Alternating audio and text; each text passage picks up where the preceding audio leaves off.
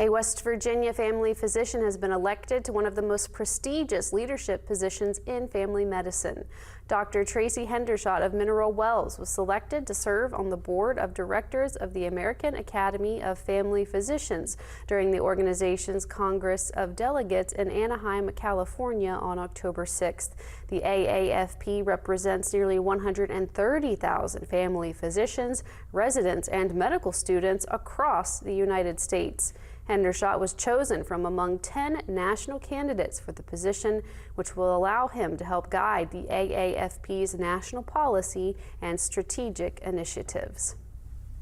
Still ahead, a government shutdown. You think